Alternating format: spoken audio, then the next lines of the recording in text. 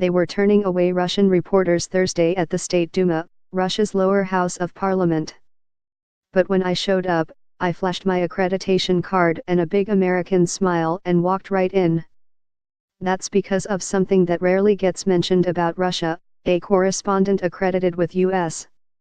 media here can enjoy privileges that his Russian media counterparts can only dream about. The home of the Duma can be a surprisingly welcome, even friendly place for visitors, that is, if you're not from Radio Free Europe/Radio Liberty or Voice of America, both of which were barred this week.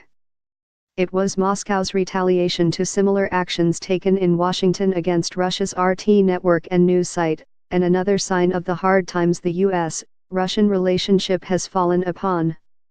Seen from only the outside, the Duma is a homogeneous collective of nationalist Russian angst, the podium from which Russian politicians rail in lockstep against the forces that they believe to be at the root of this new deep chill, a Russophobic American establishment, intent on isolating Moscow and blaming it for Hillary Clinton's loss in the 2016 elections.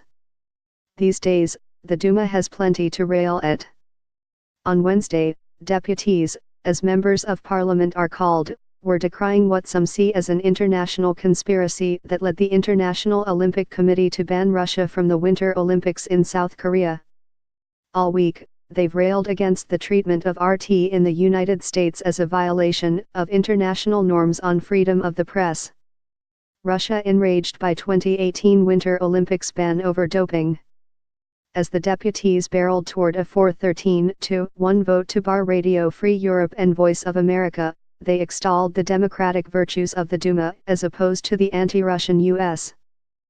Congress, the elite and the media. Until this week, it was still up in the air whether the Moscow bureau of the Washington Post would be tarred with the same brush. We had shown up in at least one report on a blacklist, and the Russian Foreign Ministry kept its cards close, promising only a surprise. For now, Russia decided to name only U.S. media that receive their funding from Congress, and not privately owned outlets such as the Post.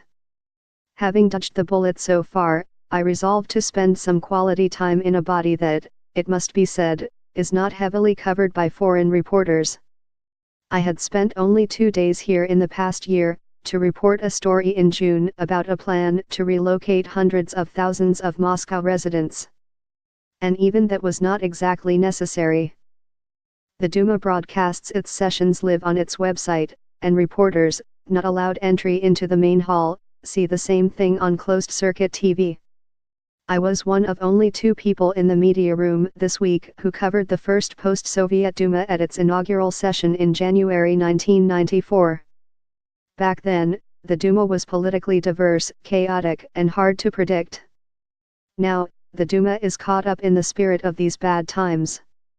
The US and Russia to some extent are in the thrall of the so-called myths about each other created during the last 20 years, Pyotr Tolstoy, a deputy speaker of the Duma, told me. Kremlin attempts to tie US